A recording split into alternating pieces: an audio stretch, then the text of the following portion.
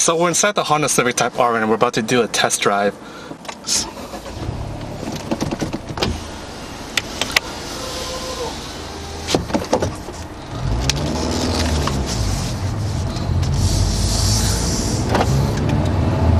So from the get-go, you know, the car feels very natural. It feels very simple and basic, you know, very civilized, you know, it feels like a normal Honda Civic.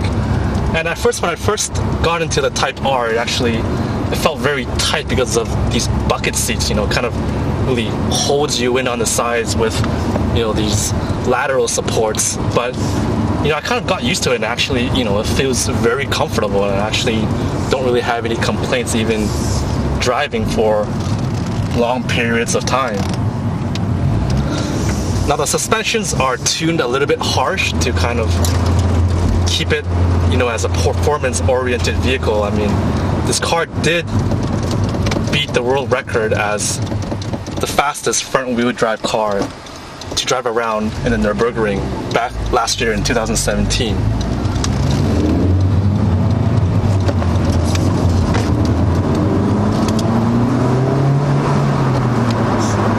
Gear shifts are very easy to shift through the transmission. I mean, it's not very tight, you know, it's also not a very short throw, but, you know, good enough to actually, you know, give you a good feel for the transmission.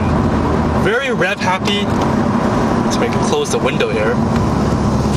You know, very rev happy, you know, it's, you know, very easy to build up RPMs, especially with the turbo. And you can certainly, you know, hear the engine, you know, it actually feels almost, you know, very natural, almost like a naturally aspirated. This is a 4-cylinder turbocharged engine, by the way, and wow, you can feel it, the acceleration building up by turbochargers.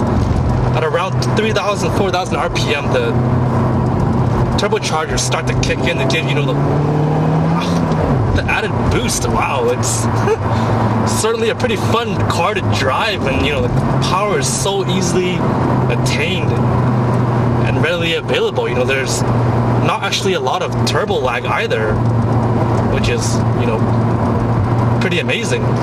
Very easy to rev match.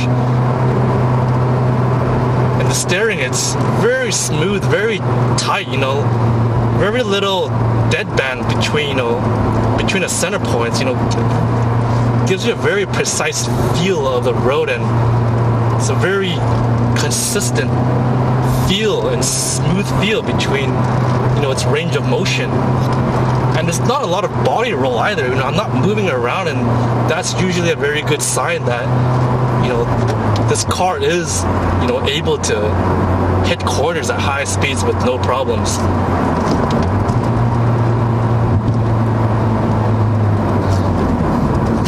Brakes are pretty good too, you know, I don't need to apply a lot of pressure to, you know, come to a full stop even at higher speeds. And the engine tone isn't exactly something, you know, that's considered really a sweet tone, but, you know, it does, you know, do a fine job in really communicating with you of what's going on with the engine and, you know, how much it's revving and, you know, when to shift. It's pretty good in that sense.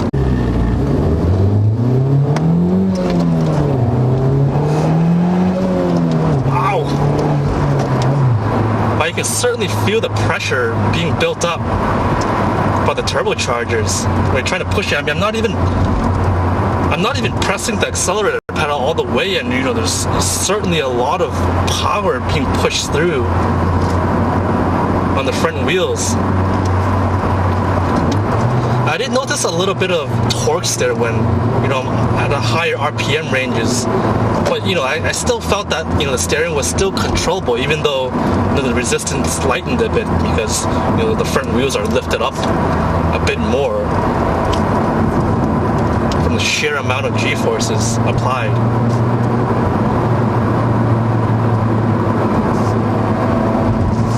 All in all, I mean, I'm really amazed at how well balanced this car is between, you know, comfort and performance. It's, you know, it's very linear between, you know, when you're trying to drive in a relaxed mode, you know, not, you know, applying too much travel on the accelerator pedal, And when you're pushing it down, you really get that power linearly, progressively. Visibility is very good. I mean, I have very good visibility with the side mirrors. So this car costs $41,000 Canadian, and it is a little bit high, but I mean, if you consider the level of performance you're getting as well as the versatility of a hatchback, it's actually not that bad. So we're about to head on to the highway to kind of unleash some more of its power. So just waiting for the green light. All right, here we go.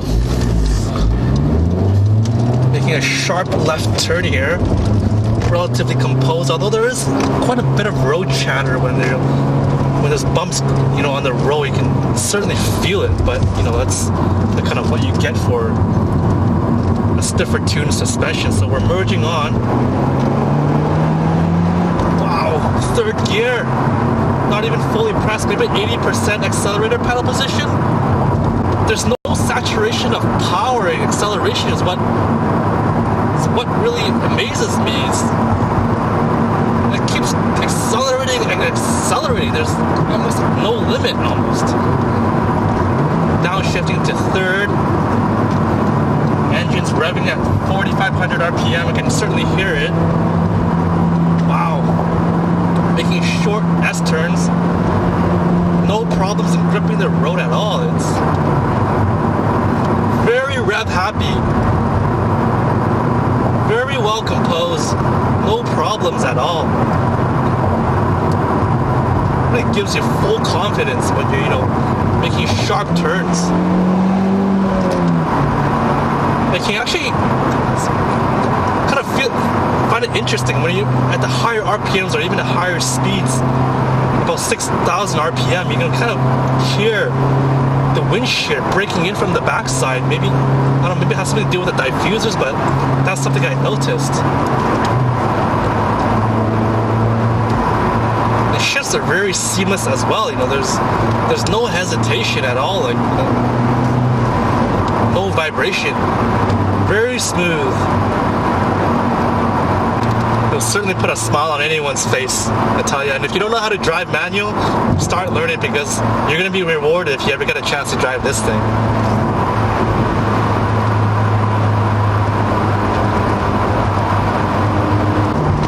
Okay, full throttle.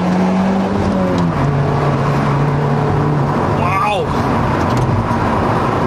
Again, there's just no saturation, acceleration. I mean, obviously I'm not pushing it to the limits, but it just keeps going and going, and it's just so I'm getting about 10.2 liters per 100 kilometers, sorry. And that's not the most fuel efficient car by any stretch, but it's still not bad for what this car has to offer.